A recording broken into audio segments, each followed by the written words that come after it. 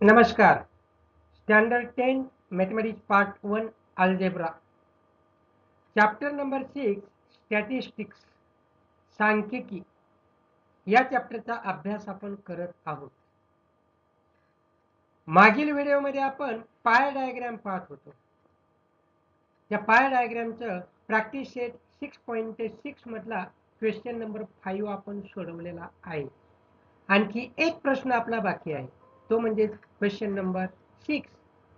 त्यामध्ये आपल्याला pie diagram दिलेले आहे आणि त्या पाय डायग्रामच्या आधारे काही प्रश्न विचारलेत. त्या प्रश्नांची उत्तरं आपल्याला द्यायची आहेत. पहा क्वेश्चन नंबर 6 काय आहे. Practice set 6.6 question number 6. The annual investments of a family are shown in the adjacent pie diagram. दिली पाय डायग्राम, ही पाय डायग्राम दिलेली आहे. Answer the following questions based on it. Pie diagram मध्ये काय दिसते बघा तुम्हाला. ही पाय डायग्राम आहे. या पाय डायग्राम मध्ये तुम्हाला सांगितलंय अॅन्युअल इन्व्हेस्टमेंट म्हणजेच वार्षिक काही गुंतवणूक केलेली आहे. 60 डिग्री हा अँगल सेंट्रल अँगल आहे फॉर शेअर. पोस्टामध्ये गुंतवणूक केली त्यासाठी 30 डिग्रीचा काय आहे अँगल आहे. Deposit in bank 90 degree angle आहे. अँड म्युच्युअल फंड 60 डिग्रीचा अँगल आहे. अँड इनमुव्हेबल प्रॉपर्टीसाठी 120 डिग्रीचा अँगल आहे. म्हणजे सेंट्रल अँगल दिलेत. आणि तुम्हाला विचारलंय काय बघा. If the investment in share is ₹2000. Shares मध्ये जर 2000 रुपयाची गुंतवणूक असेल तर फाइंड द टोटल इन्व्हेस्टमेंट. तर एकूण इन्व्हेस्टमेंट विचारलेली आहे. बघा 5th क्वेश्चन मध्ये आपण काय पाहिलं होतं. त्या ठिकाणी सेंट्रल अँगल दिला होता, याही ठिकाणी सेंट्रल अँगल दिलेला आहे. त्या ठिकाणी टोटल आपल्याला दिलेली होती, टोटल स्कोर दिला होता. या ठिकाणी टोटल स्कोर विचारलेला आहे, बरोबर आहे. आणि त्या ठिकाणी हा कॉम्पोनंटचं आम्हाला फिगर विचारली होती. इथं कॉम्पोनंट दिलेला आहे. त्यातलं पहिलं 4 सब क्वेश्चन आहे. पहिल्या सब क्वेश्चन साठी आपण पहिल्यांदा सोडवू, टोटल काढू. ही टोटल इन्व्हेस्टमेंट ही पुन्हा सगळ्यांसाठीच येणार आहे. पहिल्यासाठी एकदा काढली की बाकी सगळ्यांसाठी येणार आहे. मागच्या उदाहरणासारखंच आहे. काय करणार पहिल्यांदा, हा शेअर्स साठी आपण काय दिले 2000. पण आम्हाला विचारलंय काय टोटल इन्व्हेस्टमेंट. म्हणून टोटल इन्व्हेस्टमेंट आपण एक्स रुपीज मानवा, rupees X. Let total investment is equal to rupees X. पुढं हे दिलंय आम्हाला 2000. Investment in shares is equal to rupees 2000 is given. अजून काय दिलंय आम्हाला, सेंट्रल अँगल दिलाय. Central angle for shares 60 degree from figure. आणि चौथं माहितीच आहे आम्हाला 360 असतं. 1 2 3 4 हे चौघजण लागतात. चौघातला 360 फिक्स आहे. सर्कलचं माप हे बदलत नसतं, 360 फिक्स आहे. फॉर्म्युला आपला काय रे, central angle for shares is equal the investment in shares divided by total investment multiplied by 360. लिहितो मी. Central angle for shares is equal to the investment in shares upon total investment multiplied by 360. ठेवायचं value. Central angle किती आहे 60 is equal the investment in shares 2000 divided by total investment x मानले into 360. हा x आहे ना divided by, तो इकडे लिहा मल्टीप्लाय. आणि 60 आहे ना मल्टीप्लाय, तो इकडे डिवाइड. म्हणून X is equal to 2000 upon 60 into 360. 2000 into 360 upon 60 into 6 केलं की येते आणि 6 into 2000 केलं की 12,000 येते. म्हणून x इज इक्वल टू काय आला 12,000. काय x रे टोटल इन्व्हेस्टमेंट किती आहे 12,000. therefore total investment is equal to rupees 12,000. लक्षात तेच विचारलं आपलं फाइंड टोटल इन्व्हेस्टमेंट. आता हेच आकडा आपल्याला सगळीकडे घ्यायचं बरं का पुढच्या प्रश्नामध्ये. टोटल इन्व्हेस्टमेंट काय बदलत नसते. टोटल इन्व्हेस्टमेंट फिक्स आहे. जसं सर्कलचं माप हे 360 फिक्स आहे तसं या ठिकाणी या उदाहरणापुरतं मर्यादित टोटल इन्व्हेस्टमेंट सुद्धा 12,000 फिक्स आहे. सेकंड सब क्वेश्चन बघा. How much amount is deposited in bank. बघा next slide. How much amount is deposited in bank. Pie diagram तीच आहे वेगळी नाही. तर आम्हाला काय विचारलं बँकेमध्ये किती रक्कम गुंतवली. जे विचारलंय ते मानायचं नाही. म्हणून सेकंड साठी let amount deposited in bank be माना काहीतरी वाय मानू का y. Let amount is deposited in bank is rupees y. Total investment किती आहे रे मागच्या सब क्वेश्चन मध्ये काढले आपण किती 12,000. Total sub investment is equal to rupees 12,000 from 1 एक नंबर मध्ये काढले आपण.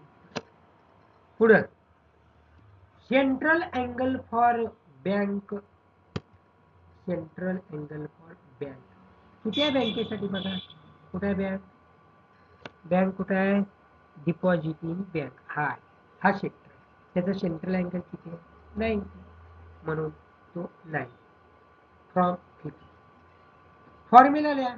काय formula central angle for bank is equal to amount is deposited in bank divided by total investment multiplied by 360 लिहिला. ठेवा यामध्ये value. Central angle for bank 90 is equal to deposited in bank y मानल्या divided by total investment 12,000 multiply by 360. Y तिथेच राहू द्या. हा 12,000 divided आहे तिकडे जाऊन काय होईल मल्टिप्लाय आणि 360 मल्टिप्लाय आहे तिकडे जाऊन काय होईल डिवाइड. पण काय येईल Y is equal to 90 into 12,000 divided by 360. Right? 90 into 12,000 divided by 360. 90 into 4 केलं 360. 12,000 upon 4 3,000. y is equal to काय आलं 3,000. काय y? Therefore amount is deposited in bank. तेच विचारलं. Amount is deposited in bank is equal to rupees 3,000. किती गुंतवलेत बँकेमध्ये 3,000 rupees काय केले गुंतवलेले आहेत. थर्ड सब क्वेश्चन थर्ड हा रेड कलर दाखवलं. How much more money is invested in immovable property than in mutual fund. बघा प्रश्न कसा विचारला इमूवेबल प्रॉपर्टी मध्ये किती गुंतवलेलं आहे असं नाही विचारलं तर म्युच्युअल फंडापेक्षा किती जास्त गुंतवले. म्हणजे आतापर्यंत जे पहिलं दुसरं सोडवलं तसं इथं इमूवेबल प्रॉपर्टी मध्ये किती रक्कम गुंतवली ती काढावी लागेल. म्युच्युअल फंडात किती रक्कम गुंतवली ते पण काढावं लागेल आणि मग दोघांची वजाबाकी करावी लागेल. फिगर दिलेली आहे आपल्याला पाय डायग्राम दिलेली. पहिल्यांदा आपण फॉर इमूवेबल प्रॉपर्टी साठी आपण का इमूवेबल प्रॉपर्टी मध्ये किती गुंतवली ते का. Let amount is invested in पहिल्यांदा म्युच्युअल फंडात का. ठीक आहे म्युच्युअल फंडात किती गुंतवली ते का रुपीज झेड मानू आपण. किती रुपये गुंतवले झेड रुपये गुंतवले असं आपण मान. टोटल इन्व्हेस्टमेंट किती आहे आपली? 12,000. फिक्स आहे फ्रॉम 1 एक नंबर मध्ये काढले. Central angle for mutual fund. Mutual फंडासाठी सेंट्रल अँगल किती आहे इथं? 60 डिग्री. किती आहे? 60. म्हणून central angle for mutual fund is equal to 60 degree from figure.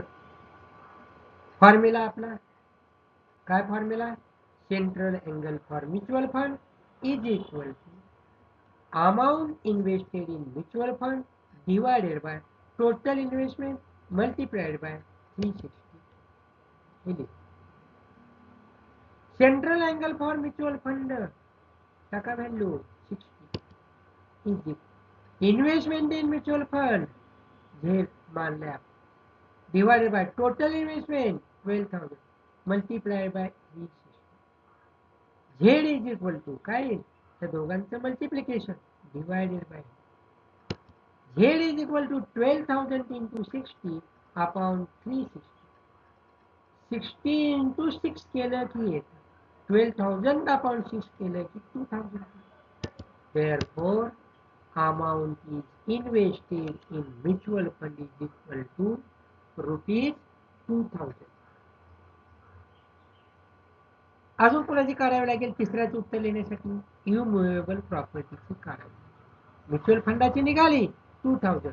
Immovable property मध्ये किती गुंतवले ते का? बघा, amount is invested in immovable property rupees W रुपये मानू आपण. काय मानलं? Rupees W. टोटल इन्व्हेस्टमेंट किती आहे? 12,000. बरोबर. त्यानंतर central angle for immovable property किती आहे? 120. Central angle for immovable property 120 degree from. Formula काय रे आपला?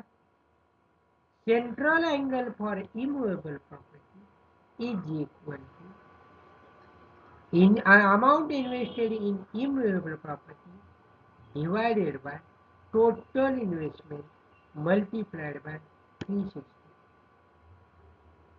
Amount central angle for immovable property किती आहे? 120 is equal investment in immovable property W divided by total investment किती आहे? 12,000 multiplied by 360. W is equal to या दोघांचं multiplication divided bye 12,000 into 120 upon 360. 120 into 3 केलं की 360. 12,000 upon 3 is 4,000. काय W? Amount invested in immovable property is rupees 4,000. पण तुम्हाला ते विचारलंय का? नाही. तुम्हाला काय विचारलं? How much more money? How much more money? किती रक्कम जास्त गुंतवली कुठं? In immovable property than mutual fund. Mutual फंडापेक्षा इममुवेबल प्रॉपर्टी मध्ये किती रक्कम जास्त गुंतवली? म्हणजे काय करणार आहे? जास्त आहे त्यातनं कमी आहे ते काय करायचं? वजा करायचं. इथं 4,000 आहे, तिकडे किती आलं म्युच्युअल फंडासाठी? 2,000. म्हणून उत्तर लिहा more money is invested in immovable property than mutual fund is equal. Immovable property साठी 4,000 minus mutual funडात 2,000 is equal to rupees 2,000. बरोबर आहे. हे काय आलं? हे काय आलं? तर हे तिसऱ्याचं उत्तर आलं. How much more money is invested in immovable property than mutual fund. Mutual फंडापेक्षा इमूवेबल प्रॉपर्टी मध्ये रुपये 2,000 जास्त गुंतवले. समजते? अजून एक आहे सब क्वेश्चन नंबर 4. पाहू. फोर्थ सब क्वेश्चन यातला how much amount is invested in post. Pie diagram दिलेले आहे आपल्याला. पोस्टामध्ये किती रक्कम गुंतवली हे काढायचं. तीच प्रोसिजर आहे सगळे, त्या स्टेप आहेत, वेगळं काहीच नाही, तोच formula. Let amount is invested in post is equal to rupees V. X Y Z सगळं वापरून झालंय, मग मी व्ही वापरलं बरं का. एक्स वाय झेड डब्ल्यू सगळं झालं म्हणून आता व्ही वापर. टोटल इन्व्हेस्टमेंट किती आहे आपली? 12,000. सेंट्रल अँगल फॉर पोस्ट, पोस्टासाठी सेंट्रल अँगल किती आहे? इथं कुठे पोस्ट? हा पोस्ट किती आहे? 30. Central angle for post is equal to 30 from. Formula काय आपला? लिहा formula. Central angle for post is equal to amount invested in post divided by total investment multiplied by 360. है ना? हा formula. Central angle for post किती आहे? 30 ठेवायचं. Investment in post किती आहे? 3 डिवायडेड बाय टोटल इन्व्हेस्टमेंट 12,000 ठेवा किमती. व्ही ची व्हॅल्यू काढायची, त्यांचं क्रॉस मल्टिप्लिकेशन 30 इंटू 12,000 आणि हा divided by 360 लिखायचं. V is equal to 12,000 into 30 upon 360. करा यांचा भागाकार. 30 into 360 किती येतं? 12. 12,000 upon 12 1,000. म्हणून V ची व्हॅल्यू काय आली? 1,000 आली. हे तिथं शब्दात लिहायचं. कसं लिहिणार? Amount is invested in post is equal to rupees 1,000. झालं का रे? हा चौथा उपप्रश्न आपण 6व्याचा. तर अशा प्रकारे हा प्रॅक्टिस सेट 6.6 चा 6th क्वेश्चन आपण सोडवला. याच बरोबर हा प्रॅक्टिस सेट 6.6 आपला पूर्ण झालेला आहे. आणि याच बरोबर आपला हा स्टॅटिस्टिक्स हा चॅप्टर सुद्धा पूर्ण झालेला आहे. आणि याच बरोबर आणखी एक आपण विक्रम केलेला आहे. कोणता? तर मॅथमेटिक्स पार्ट 1 चा सिलेबस हा पूर्ण केलेला आहे. मॅथमेटिक्स पार्ट 1 चा सिलेबस आपला पूर्ण झालेला आहे. 6 चॅप्टर आहेत. 6च्या 6 चॅप्टर आपले शिकवून पूर्ण झालेले आहेत. माझ्याकडनं शिकवून ते पूर्ण झाले. तुमच्याकडनं अभ्यास करून कुठपर्यंत आले पहा तुम्ही. तर 6 चॅप्टर पूर्ण झाले. पहिला चॅप्टर होता आपला लिनियर इक्वेशन्स इन 2 व्हेरिएबल्स, तो 12 गुणांचा चॅप्टर होता. सेकंड चॅप्टर होता आपला क्वाड्रॅटिक इक्वेशन, तो सुद्धा 12 गुणांचा चॅप्टर होता. थर्ड चॅप्टर होता अरिथमेटिक प्रोग्रेशन, तो 8 गुणांचा होता. फोर्थ चॅप्टर होता फायनान्शियल प्लॅनिंग, तो सुद्धा 8 गुणांचा होता. आणि फिफ्थ चॅप्टर होता प्रोबॅबिलिटी, तो सुद्धा 8 गुणांचा होता. आणि last that is 6th chapter होता आपला स्टॅटिस्टिक्स, हा 12 गुणांचा होता. म्हणजे चॅप्टर नंबर 1, 2 and 6 हे 12 गुणांचे होते. आणि चॅप्टर नंबर 3, 4 and 5 प्रत्येकी 8 गुणांचे. असं आपले 60 मार्काच्या प्रश्नपत्रिकेतले जे जे प्रश्न विचारले जातात त्या प्रश्नांचं व्हॅल्युएशन प्रत्येक चॅप्टर वाईज दिलेलं आहे. ते आपण आता सांगितलं तुम्हाला. तर हा आपला सिलेबस, हा प्रॅक्टिस आपला मॅथमेटिक्स पार्ट 1 चा सिलेबस हा पूर्ण झालेला आहे. आता आपल्याला राहिले काय रे? मग मॅथमेटिक्स पार्ट 2 चा एक चॅप्टर फक्त बाकी आहे.